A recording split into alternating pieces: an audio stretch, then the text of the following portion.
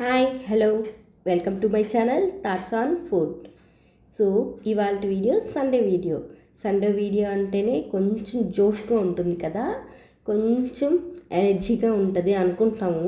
But day అంతా మనకు పళ్ళుతోనే సరిపోతుంది, వర్క్ అనిపిస్తుంది. సో ఎర్లీ మార్నింగే నేనైతే కాఫీతో స్టార్ట్ చేసేసాను.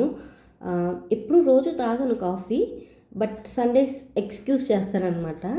సో ఎవ్రీ సండే కూడా తాగను. నాకు అనిపిస్తుంది తాగాలి అనిపించినప్పుడు మటుకు అవి సండేస్కి పోస్ట్పోన్ చేసుకుంటాను అనమాట. సో ఒక్కొక్క రోజు తాగాలి అనిపించినప్పుడు ఓకే నెక్స్ట్ సండే వస్తుంది, సండే తాగుదాం అన్నట్టుగా నేను సండేకి పోస్ట్పోన్ చేస్తూ వస్తానన్నమాట. సో అప్పుడు సండే వచ్చినప్పుడు కాఫీ తాగాలనిపిస్తే తాగుతాను. నెక్స్ట్ వచ్చి బ్రేక్ఫాస్ట్కి ఏమో ఓట్స్ ఆమ్లెట్ అయితే చేశాను. తర్వాత లంచ్కి అయితే ఇక్కడ రొయ్యలు అయితే తీసుకొచ్చారు. అక్కడే క్లీన్ చేయించుకొని వస్తారు కదా, సో దాన్ని ఒక హెడ్ పార్ట్స్ బ్యాక్ పార్ట్స్ అన్నీ తీసుకొని వస్తారు. బట్ నరం తీయరు కదా, మనం ఇంట్లో తీసుకోవచ్చు నరము. బట్ కొంచెం టైం అయితే పడుతుంది, ఒక హాఫ్ అన్ అవర్ అయితే పట్టింది.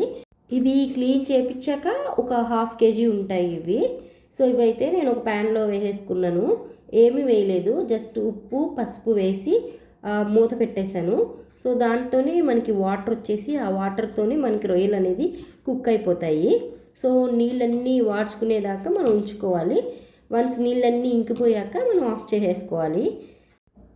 సో చూడండి ఇలా ఎలా కుక్ అవుతున్నాయో నేను మూత తీసి చూపిస్తున్నాను అనమాట. సో వాటర్ అన్నీ చూడండి ఎన్ని వస్తాయో చూపిస్తాను. సో ఆ వాటర్తోనే అవి కుక్ అయిపోతాయి. చూడండి నరం తీయకపోతే ఇప్పుడు కుక్ చేసేటప్పుడు మనకి బ్లాక్గా కనిపిస్తుంది. సో నరం తీసేసుకోవాలి. అది తీసుకోకపోయినా ఏం కాదంటారు, అది ఒక దాని వేస్ట్ అంటారు. So తీసేసుకోవడం best. సో బాగా ఇలా వాడిపోయాయి. నెక్స్ట్ వచ్చి నేను దీని కాంబినేషన్గా బగారా రైస్ చేద్దాం అనుకున్నాను. సో సింపుల్గా ప్లెయిన్ బిర్యానీ చేసేద్దాం, ఇది రొయ్యల ఫ్రై అయితే చేద్దామని చెప్పేసి స్టార్ట్ చేశాను. ఒక గ్లాస్ బాస్మతి రైస్ అయితే యూస్ చేశాను బగారా రైస్కి. ఇప్పుడైతే స్టవ్ ఆన్ చేసి ప్యాన్ పెట్టేసుకొని కొంచెం ఆయిల్ వేసుకున్నాను. మనకి నాన్ వెజ్లో కొంచెం ఆయిల్ ఉంటేనే బాగుంటుంది కాబట్టి ఒక 3 స్పూన్స్ వరకు ఉంటుంది ఆయిల్. సో అందులో జీలకర్ర వేసేసుకున్నాను. తర్వాత చిన్నగా చాప్ చేసుకున్న ఆనియన్స్, పచ్చిమిర్చి అలాగే కరివేపాకు వేసుకొని బాగా వాట్ చేసుకున్నాను. ఆనియన్స్ కొంచెం కలర్ చేంజ్ అయిన వెంటనే నేను అల్లం వెల్లుల్లి పేస్ట్ కూడా ఒక స్పూన్ ఫుల్ అయితే వేసుకొని అది కూడా బ్రౌనిష్గా అయ్యేలాగా వాడ్చుకున్నాను, ఫ్రై చేసుకున్నాను. సో ఇది కొంచెం వేగాక మళ్ళీ మనం ముందుగా వాడ్చి పెట్టుకున్న రొయ్యలు అయితే వేసి ఫ్రై చేసుకోవాలి. సో ఇక్కడ బ్రౌనిష్గా అయింది కదా, ఇప్పుడేమో ముందుగా వాడ్చి పెట్టుకున్న రొయ్యలు కూడా వేసేసుకోవాలి. సో ఇలా వేపుకోవాలన్నమాట. ఇందులో సాల్ట్ ఉప్పు అవి వేసేసుకొని కొంచెంసేపు మళ్ళీ వేపుకోవాలి. ఇక్కడ నేను ధనియాల పొడి హోమ్ మేడ్ది ఇంట్లోనే నేను తయారు చేసుకున్నది, ఇది అమ్మ చేసే ధనియాల పొడి అనమాట. సో నేను అదే యూజ్ చేశాను. ఇక్కడ 2 స్పూన్స్ వేసాను ప్రజెంట్ కొంచెం వేగడానికి. తర్వాత మళ్ళీ మనకు సరిపోకపోతే యాడ్ చేసుకోవచ్చు. 1 స్పూన్ కారం, 2 స్పూన్లు ధనియాల పొడి అయితే వేసాం ప్రజెంట్. తర్వాత ఏమో సాల్ట్ ఆల్రెడీ మనకి రొయ్యల్లో వేసి మనం ఉడకపెట్టుకున్నాం కదా, మళ్ళీ కొంచెం వేసుకున్నాను. సో ఇవంతా రొయ్యకు పట్టుకోవడానికి నేను కొంచెం వాటర్ అయితే పోసాను. సో అప్పుడేమన్నా కొంచెం గట్టిగా ఉడికింటే రొయ్య, ఇప్పుడు కొంచెం వాటర్ వేసాను కదా, దీనివల్ల కొంచెం సాఫ్ట్ అయిపోతుంది. సో ఇలా అయితే అయిందనమాట దగ్గరికి. సో అంతా అలా మన ధనియాల పొడి కారం అవన్నీ వేసాం కదా, సో పీసెస్కి పట్టుకుంటుంది అనమాట, అదంతా గ్రేవీ లాగా వస్తుంది లైట్గా.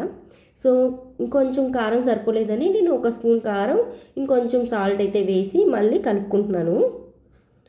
సో ఇంకైతే రెడీ అయిపోయినట్టే అండి. వన్స్ మనకి రొయ్యలు ఉడికిపోయాయంటే ఈజీగా చేసేసుకోవచ్చు రొయ్యల ఫ్రై. నాకైతే ఇలాగే ఇష్టం కర్రీ కన్నా. సో ఇప్పుడైతే కొత్తిమీర జల్లేసుకొని ఆఫ్ చేసేసుకోవడమే, అంతే.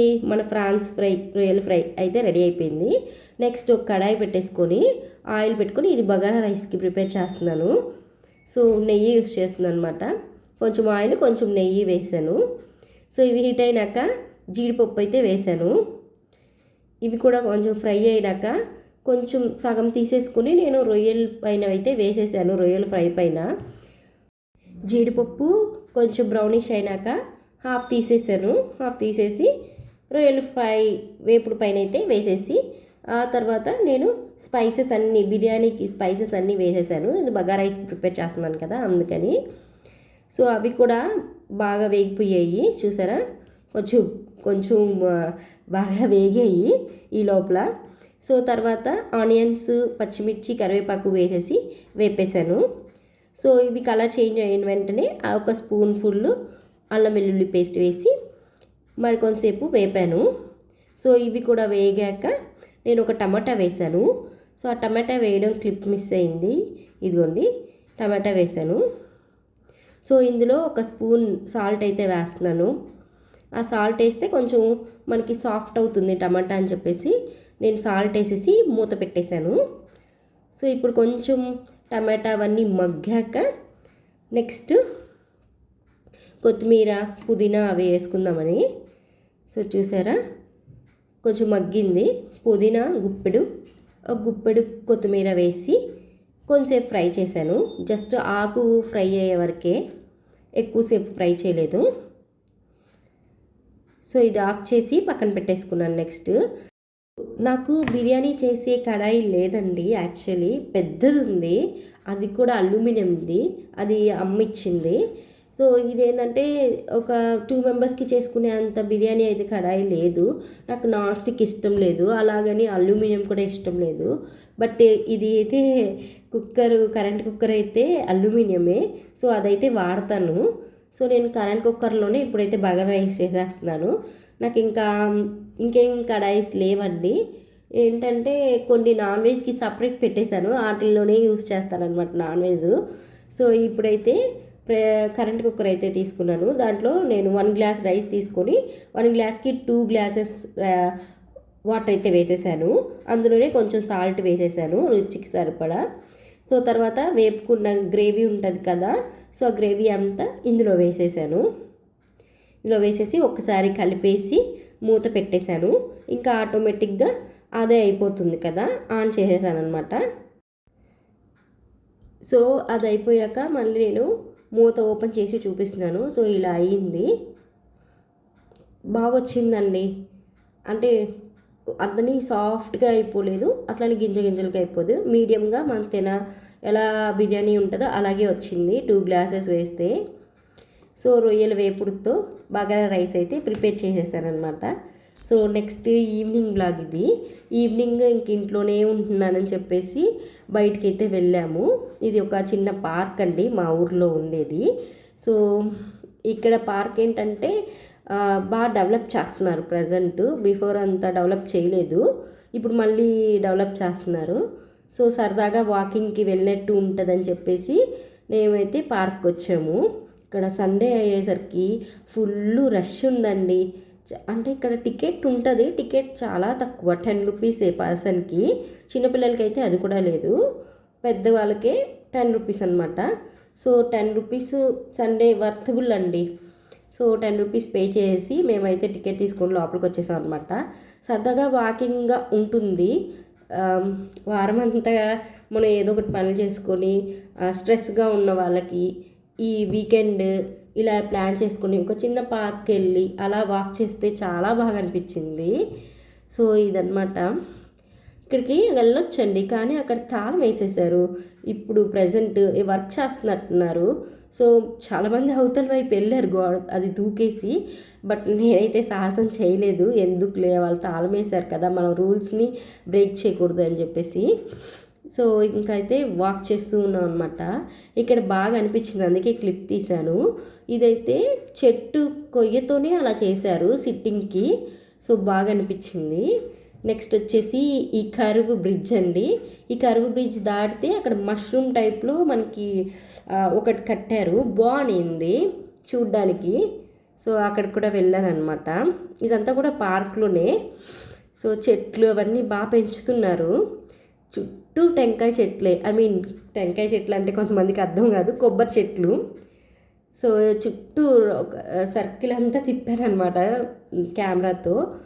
సో నెక్స్ట్ ఇక్కడ వచ్చేసి ఆకులు కలర్ఫుల్గా ఉన్నాయని చెప్పి ఇక్కడ కొంచెంసేపు తీసానమాట వీడియో అయితే.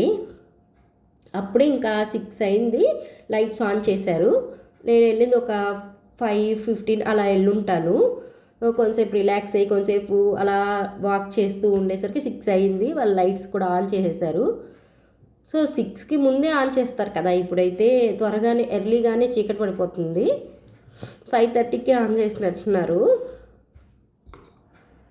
సో చెప్పాను కదా ఇది మష్రూమ్ షేప్లో ఉంటుంది అది అని.